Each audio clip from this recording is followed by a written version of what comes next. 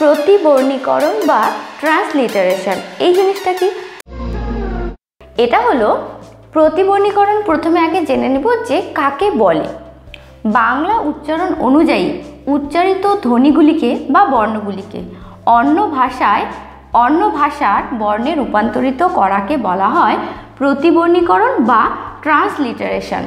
আরও একবার পড়ছি, বাংলা উচ্চারণ অনুযায়ী উচ্চারিত ধ্বনিগুলিকে বা বর্ণগুলিকে অন্য ভাষার বর্ণে রূপান্তরিত করাকে বলা হয় প্রতিবর্ণীকরণ বা ট্রান্সলিটারেশন। এবারে ট্রান্সলিটারেশনটা কি বা কোথা থেকে আসলো সেটা নিয়ে একটু জেনে নেব। 1855 খ্রিস্টাব্দে ভারতবর্ষে ইংরেজি শিক্ষা চালু হয়। আর এই ইংরেজি শিক্ষা কিন্তু ইংরেজরা নিজেদের সুবিধার্থেই চালু করেন। সেই সময় উচ্চশিক্ষার জন্য ভারতীয় ভাষার কোনো বই ছিল না। সেজন্যই ইংরেজি বই পড়া ছাড়া যারা উচ্চশিক্ষায় শিক্ষিত হতে যেত তাদের আর কোনো উপায় ছিল না।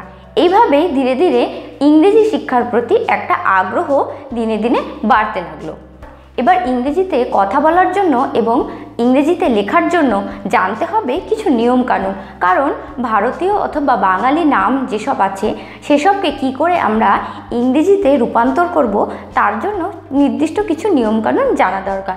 সেটার জন্যই প্রতিবর্ণীকরণ শিখতে হবে বা জানতে হবে। সেটাই আমি আজকে তোমাদেরকে খুব সংক্ষেপে অল্প করে দেখানোর বা শেখানোর চেষ্টা করব।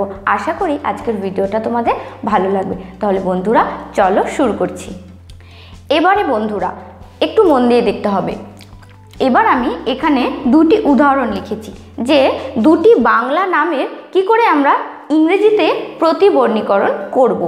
প্রথমে আমাদেরকে একটা জিনিস মনে রাখতে হবে, যেটা হলো বাংলা কোনো শব্দ উচ্চারণ করার সময় যেমন পরপর ধ্বনিগুলিকে আমরা সাজিয়ে একটা শব্দ তৈরি করি, ঠিক একইভাবে ইংরেজিতেও কিন্তু পরপর সেই শব্দ ধ্বনিগুলি পরপর যদি আমরা ভেঙে ভেঙে ভেঙে ভেঙে লেখার চেষ্টা করি তাহলে কিন্তু আমাদের বানানেও ভুল হবে না এবং আমরা সঠিকভাবে একটা নামকে বাংলা থেকে ইংরেজিতে প্রতিবর্ণীকরণ বা রূপান্তর করতে পারবো। এবারে দেখো, প্রথম নামটি আছে শঙ্কর। শঙ্কর একটা বাংলা নাম। এই শঙ্করকে যদি আমি বর্ণ বা ধ্বনি হিসাবে যদি বিশ্লেষণ করি, বর্ণ বিশ্লেষণ যাকে বলা হয়, তাহলে কি হবে? স যোগ অ। কারণ আমরা আগেই জানি যে ব্যঞ্জন বর্ণ সবসময় স্বরবর্ণের সাহায্য নিয়ে উচ্চারিত হয়। স যোগ অ যোগ অনস্বর যোগ ক যোগ অ যোগ র।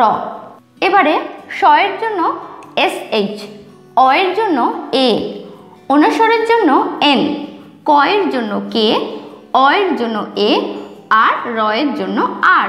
তাহলে হয়ে গেল শঙ্কর।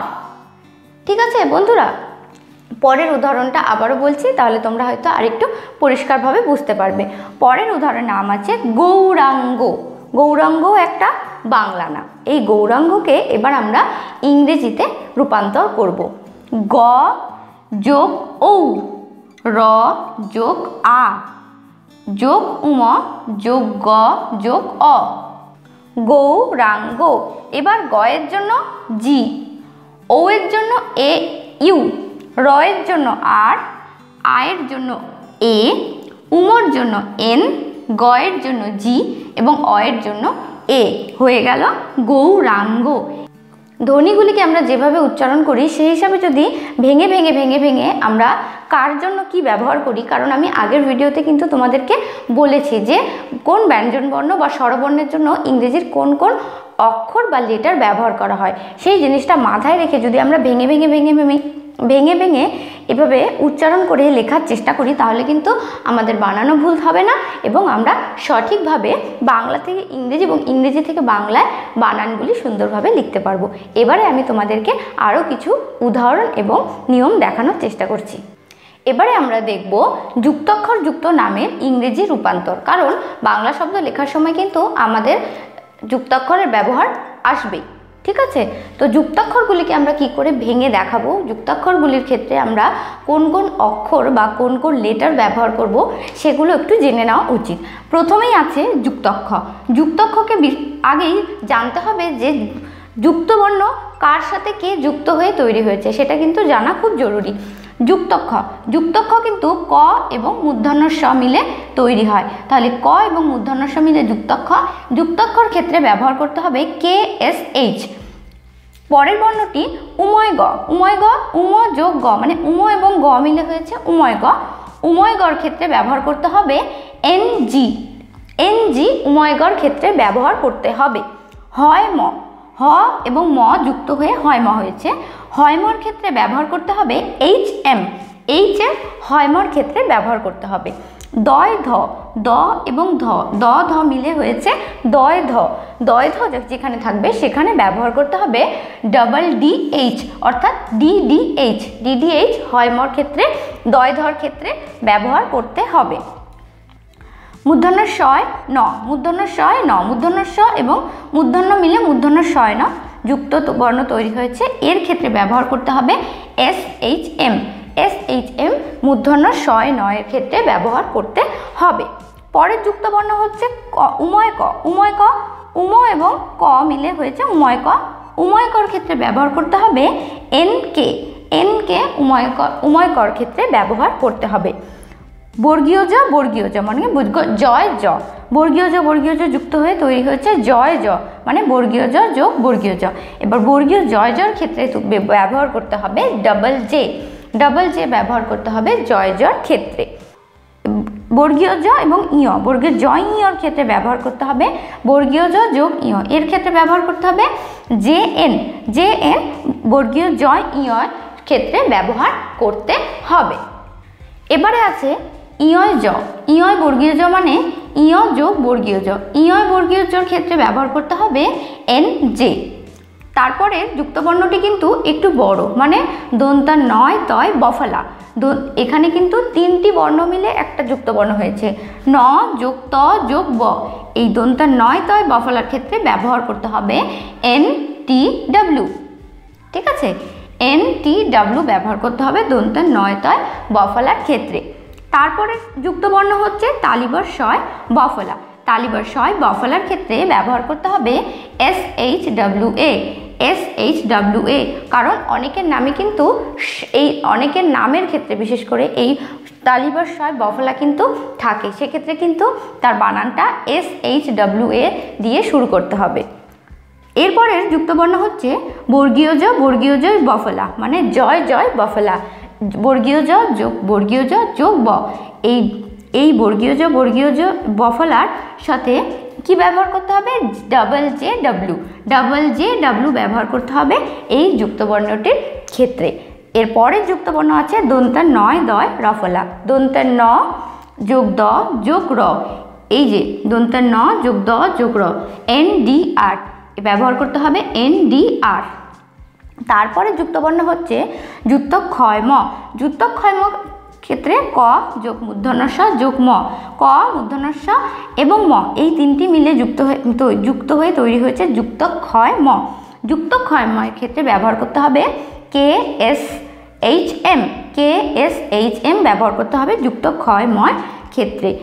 বন্ধুরা আমি কিন্তু আবারও তোমাদেরকে মনে করানোর জন্য বলছি যে যখন কোনো বাংলা নামকে ইংরেজিতে রূপান্তর করব তখন ধ্বনিগুলি যেভাবে সাজানো হয় ঠিক সেভাবেই ধ্বনিগুলিকে ভেঙে ভেঙে ভেঙে ভেঙে যেভাবে আমরা উচ্চারণ করি ঠিক সেভাবে ভেঙে ভেঙে ভেঙে ভেঙে যদি আমরা এই ইংরেজি শব্দগুলিকে পরপর সাজাই তবেই কিন্তু সুন্দরভাবে আমরা মানে বাংলা থেকে ইংরেজিতে রূপান্তর করতে পারবো। তাই ধ্বনিকে কিভাবে সাজাতে হয় সেটা কিন্তু আমাদের সকলকে মনে রাখতে হবে। এবার আমি তোমাদেরকে আরও এক ধরনের উদাহরণ দেখাবো।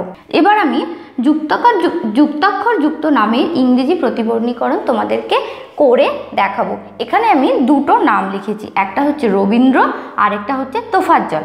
এবারে দেখো প্রথমে আমি বাংলাতে ধ্বনিগুলি পরপর ধ্বনি হিসাবে যেভাবে পরপর সাজাই সেভাবে লিখব।